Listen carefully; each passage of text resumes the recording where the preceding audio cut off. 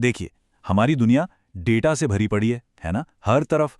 और इस पूरे शोर शराबे में काम की बात, यानी सिग्नल को ढूंढ निकालना, बस यही तो है डेटा मॉडलिंग का कमाल। ये एक तरह से बहुत सारी उलझी हुई जानकारी में से मतलब निकालने की कला है। तो चलिए शुरू करते हैं, देखते हैं कि इस सफर में हम क्या क्या समझने वाले हैं। तो सबसे बड़ी चुनौती वो यहीं से शुरू होती है। दुनिया तो डेटा से भरी है, पर पहला और सबसे जरूरी कदम है उसके अंदर छिपे हुए पैटर्न को देखना, उन्हें पहचानना। अब ये देखिए, ये एक बहुत बढ़िया उदाहरण है। सोचिए, वायरलेस कम्युनिकेशन में क्या होता है? डिवाइस तक जो सिग्नल पहुंचता है ना, उसमें बहुत सारा शोर भी मिला होता है। अब डिवाइस का काम यह है कि वो इस शोर में से असली जानकारी, यानी सिग्नल को छांटकर अलग करे। ये असल में पैटर्न पहचानने की ही तो बात है कि कैसे इतना शोर होने के बावजूद डेटा अपने आप को अलग अलग ग्रुप्स में बांट लेता है। तो सीधी सी बात यह है कि मशीन लर्निंग हमारी मदद करती है इस शोर के बीच से इन छिपे हुए ग्रुप्स या क्लस्टर्स को ढूंढ निकालने में। चलिए अब पैटर्न खोजने के इसी आइडिया को एक और दिलचस्प पहेली पर लगाकर देखते हैं। यहाँ हमारे सामने 100 साल से भी ज्यादा का डेटा है। ये है ओलंपिक में 100 मीटर स्प्रिंट के गोल्ड मेडल विनिंग टाइम्स। और जैसा कि साफ दिख रहा है, वक्त के साथ साथ जीतने का टाइम लगातार कम होता गया है। एक क्लियर ट्रेंड है। और बस यहीं से हमारा सबसे बड़ा सवाल उठता है, जो इस पूरे विश्लेषण की जड़ है।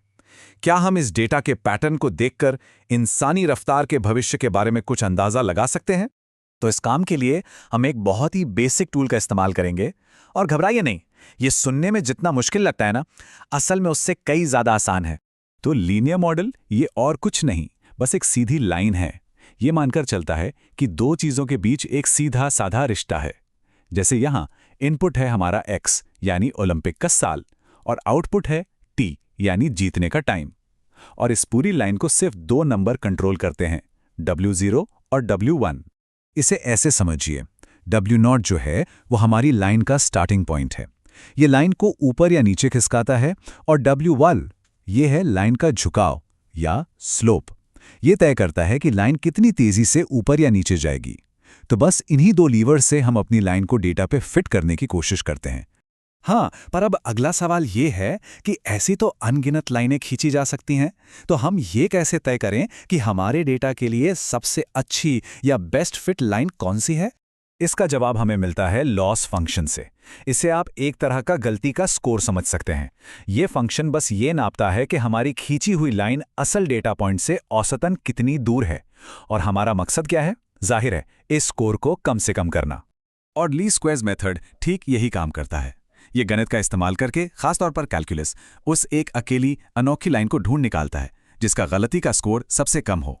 बस इसी से हमें अपने डेटा के लिए सबसे बेहतरीन या बेस्ट फिट लाइन मिल जाती है। तो चलिए, अब मेहनत का फल देखने का टाइम आ गया है। देखते हैं कि ये बेस्ट फिट लाइन दिखती कैसी है और ये हमें क्या बताती है। तो देखिए, हमारे मॉडल का जो स्लोप है यानी W1, वो है -0.0133। अब इसका मतलब क्या हुआ? इसका सीधा सा मतलब यह है कि हमारे मॉडल के हिसाब से हर साल गुजरने पर जीतने का टाइम औसतन 0.0133 सेकंड कम हो जाता है। और W0, जिसे इंटरसेप्ट कहते हैं, वो है 36.416। ये वो पॉइंट है जहां हमारी लाइन टाइम एक्सिस को छूती है। ये हमारे मॉडल की नींव है, जो स्लोप के साथ मिलकर लाइन की एकदम सही जगह तय करती है।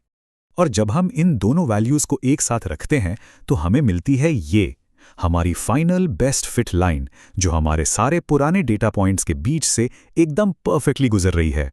अब मजा तो ये है कि हम इस लाइन को भविष्य में आगे बढ़ा सकते हैं और उन सालों के लिए भविष्यवाणी कर सकते हैं जिनका डेटा हमारे पास है ही नहीं, जैसे कि 2012 और 2016। और ये रहीं भविष्यवाणियां। हमारा मॉडल 2012 के लिए 9.595 सेकंड और 2016 के लिए 9.541 सेकंड का काफी सटीक लगने वाला टाइम बता रहा है।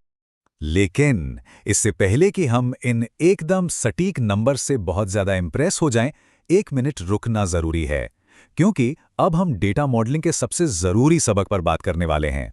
जरा हमारी बेस्ट फिट लाइन पर वापस नजर डालते हैं। ध्यान से देखिए, असली डेटा पॉइंट्स लाइन पर एकदम चिपके हुए नहीं है ना? लाइन और पॉइंट्स के बीच में थोड़ी बहुत दूरी है। ये दूरी ही तो असल दुनिया है, जिसमें बेहतर ट्रेनिंग, अच्छा खान-पान, यहाँ तक कि जूतों और ट्रैक की टेक्नोलॉजी जैसी न जाने कितनी चीजें हैं, जिन्हें हमारी ये सीधी-साधी लाइन पकड़ ही नहीं सकती। मतलब साफ है, ये मॉडल उस डेटा के लिए भी परफेक्ट नहीं है जिसे देखकर ये बना है।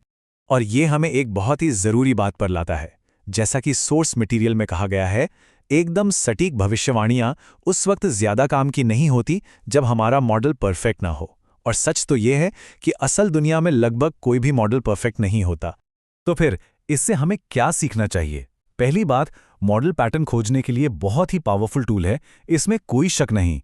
लेकिन दूसरी बात, ये हमेशा एक जटिल हकीकत का एक आसान, सिंप्लीफाइड वर्जन होते हैं। और सबसे ज़रूरी बात, इनकी भविष्यवाणियां सिर्फ एक अंदाज़ा होती हैं, कोई पत्थर की लकीर नहीं। और ये हमें एक बड़े सवाल के साथ छोड़ जाता है।